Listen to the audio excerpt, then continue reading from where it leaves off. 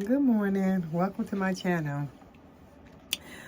Um, I got some news to read to you here.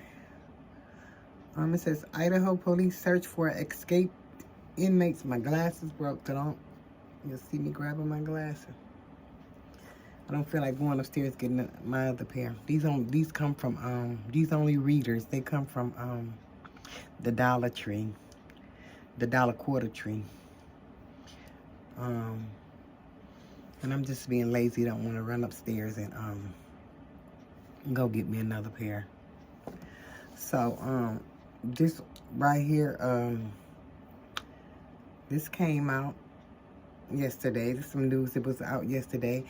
Idaho police search for escaped inmate and accomplice after an ambush at a Boise hospital. It says 3 correctional officers were shot, 2 by a suspect and one by responding police during a brazen overnight attack to break a prison inmate out of an Idaho hospital, authorities says Wednesday. AP production by Javier Arcegay. This is by Gene Johnson and Mark Vinson. Updated yesterday morning at 9:12. Updated yesterday, last night at 9:12 p.m. It says a white supremacist prison gang member and accomplice remained on the loose Wednesday after the accomplice staged a brazen overnight attack to free the inmate as he was being transported from a Boise hospital, police said. Police identified the man suspected of shooting 2 correction officers during the ambush as Nicholas Umphenour, Umpheneur, Umphenour.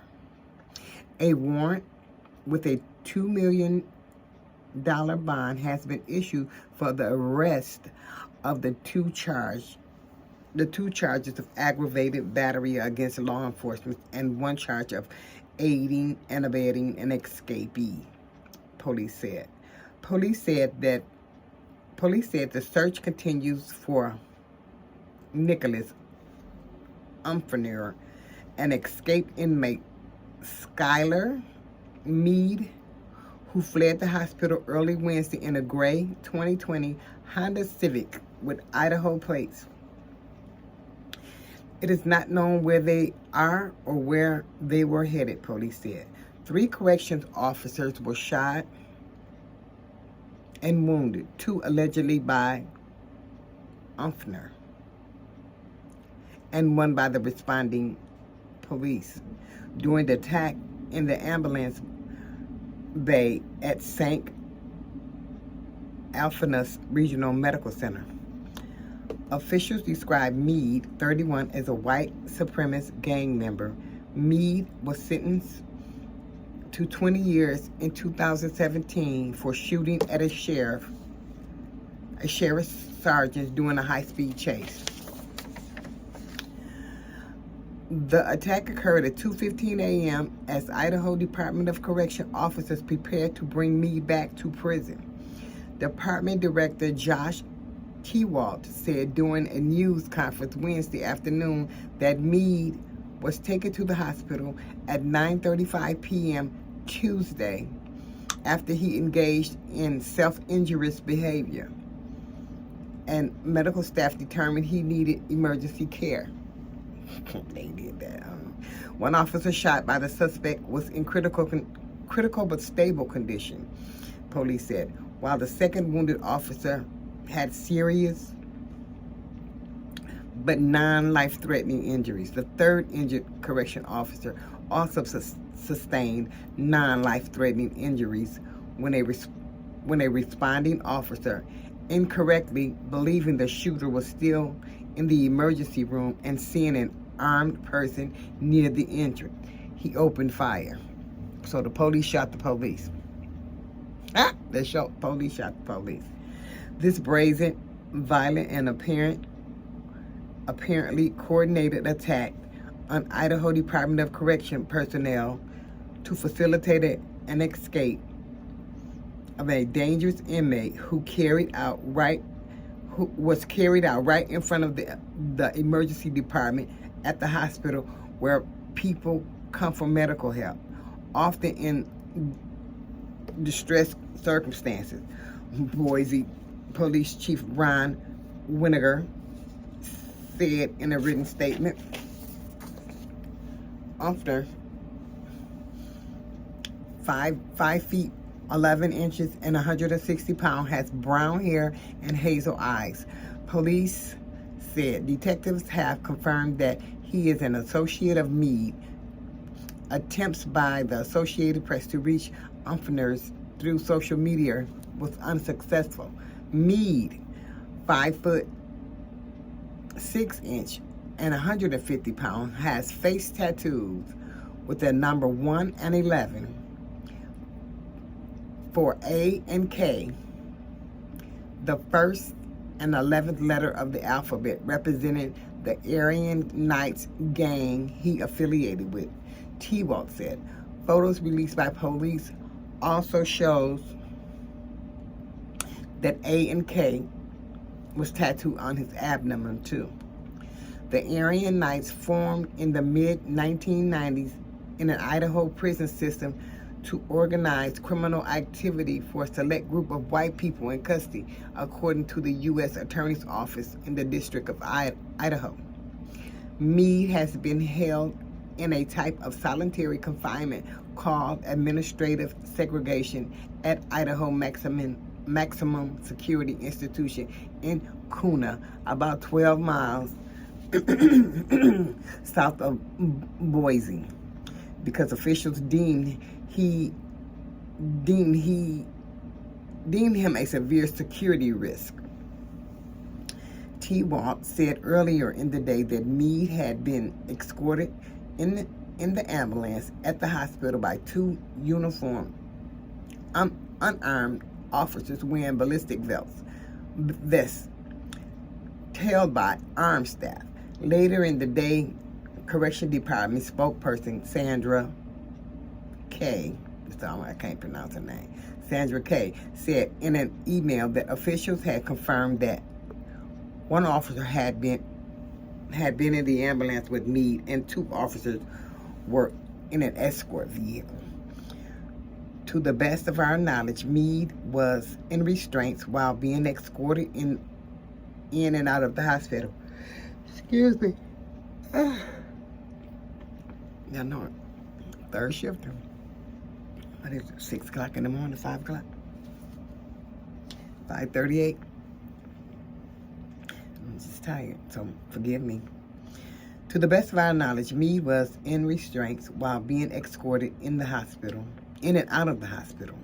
She didn't specify whether the restraints were handcuffs, shackles, or other type of restraint, but said transport procedures are dependent on the custody level of the person being transported. Authorities also did not say if the other security measures were in place when Meade was leaving the hospital. The attack came amid a wave of gun violence at hospital and medical centers, which have struggled to adapt to the threats. A St. Alphaeus spokesperson said the shooting happened in the ambulance bay by the emergency department. All patients and staff are safe. The medical center campus is safe and secure and has resumed normal operation. The emergency department itself is currently under temporary lockdown while the Boise Police Department completes its investigation. Leticia Ramirez said Wednesday morning in a statement. She said, as an added precaution, we have increased security on campus. All entrances to the hospital will be closed and monitored by hospital security until further notice. Ramirez declined to comment when asked about Meade, deferring to the police department. Okay. So we got some people out here on the run. That was at 9:30 last night. So this is the hospital that they broke out of. I mean, that guy ran from, down in Boise, Idaho. So this is the hospital they were at. Nice big hospital. Yep, that's the hospital. They don't have any pictures of,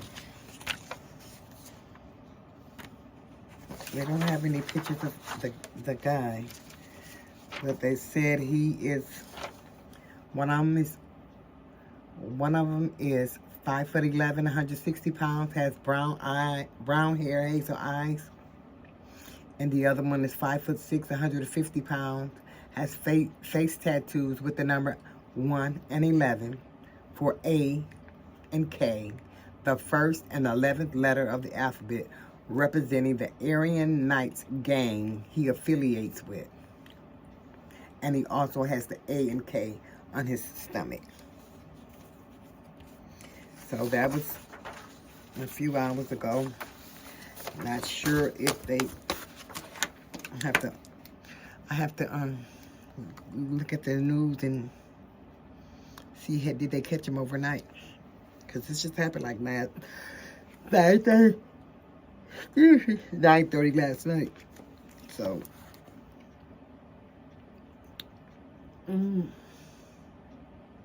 so I'll have to see. I'm going to read you one more little story here from the news. Let me see, let me make sure it's only one.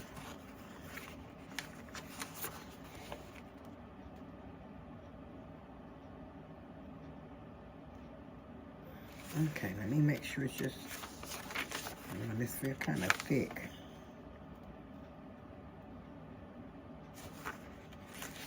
Oh, this is a quick one right here, but I still want to read this one. A teen weighing 70 pounds turned up at a hospital badly injured. 4 family members are charged. I'll read that in a minute. But this one here, this is from Kentucky. McKee, Kentucky, from Associated Press. An Eastern Kentucky couple has been accused of trying to sell their newborn twins. The couple offered to sell the babies, who were born February 28th, 2014, to a relative for $5,000. The Jackson County Sheriff's Department said in the arrest citation.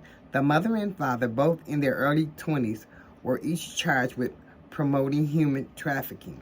Authorities say the relatives reported the attempt to police with evidence that included text messages and video recording.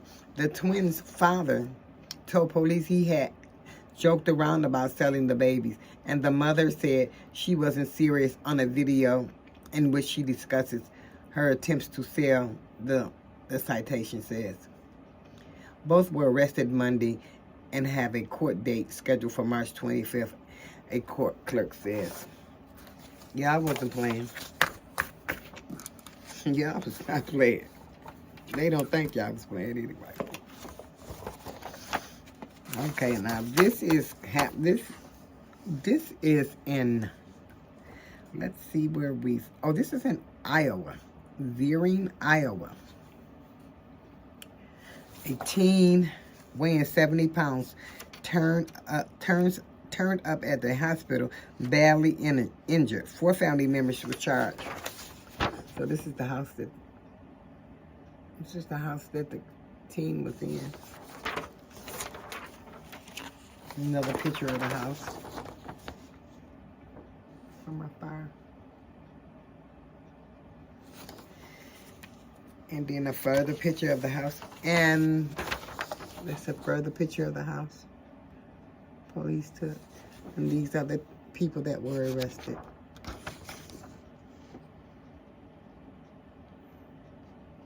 So that's the house. And these are the people that were arrested.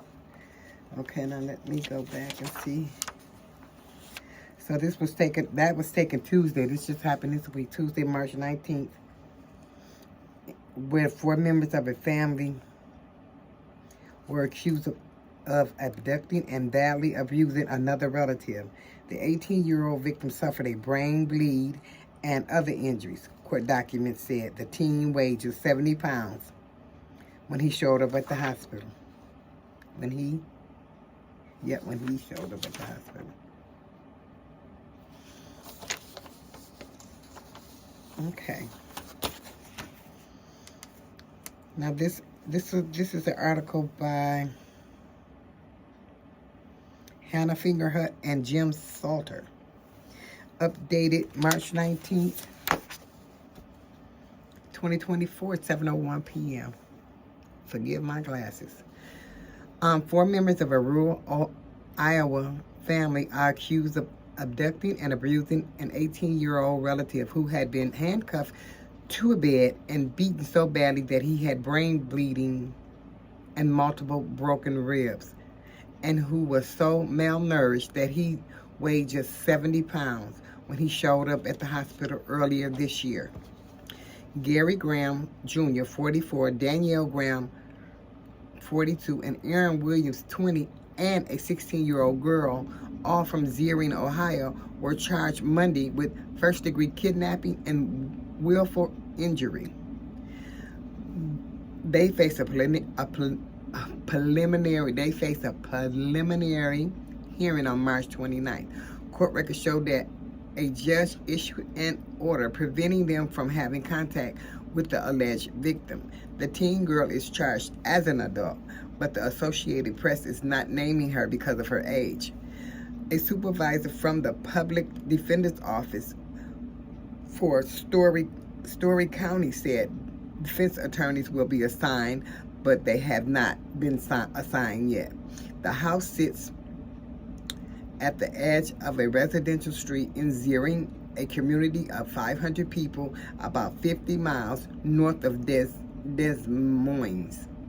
Farmland, windmills, and dirt roads are nearby. Stickers adorn the front door and the side door of the ranch-style home, and Christmas lights still hang along the roof. A dog barked from inside, but no one answered when the reporter knocked on the door.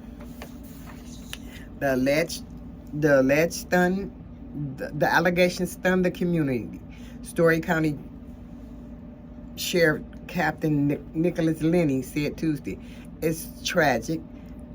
It has our whole area in shock, and rightly so," Lenny said. "It is not a common thing for one human being to treat another this way, let alone a family member. Sadly, the victim in this case endured months of abuse and being restrained in what most of us consider a safe place, our homes." Court documents do not state specifically what relationship the teenager had to the other family members, but an application for a search warrant said Gary Graham Jr. is not the teenager's biological father. Lenny declined comment on the specific relationship. The teenager is now out of the hospital, but is still recovering and will be for quite some time. The hospital in Ames alerted the sheriff's office on January 27th of an 18-year-old patient who was severely malnourished with multiple injuries that included bleeding on the brain, rib fractures, and bruising and wounds throughout the body. The affidavit filed in the case said the teen arrived at the hospital in a semi-conscious to unconscious state. Medical workers determined that the injuries were in various stages of healing, indicating that they didn't all happen at the same time. Danielle Graham told police that the teenager had left home in November after turning 18 and hadn't been heard from until he showed up to their house on January 6th. In such bad condition she feared he would die, according to court documents. She said she and Williams drove the teenager to the hospital, but the affidavit said a search warrant revealed cell phone messages, video, and photos indicating that the 18-year-old had never left the home and that he was abused by the relatives. The teenager told the investigators that he was physically abused by Gary Graham Jr. and Williams. He said he would be handcuffed to the bed during the night and often during the day, and no one would help him. Police said an Amazon.com order under Daniel Graham's account showed the purchase and delivery of handcuffs, shackles, and a handcuff key. She must say they was using that for stuff in the bed. In the search warrant application, an officer wrote that a guidance counselor said the teenager was doing his schooling online, but apparently sought to attend classes in person. The counselor provided police with an email from October 9th in which the teenager asked the counselor to email my mom and ask if I can come to school for classes, adding, "Don't say it was my ideas, please and thank you." A week later, the teenager wrote to the counselor again, stating, They won't have me go unless it is required," followed by, "Can you require me to go to school?"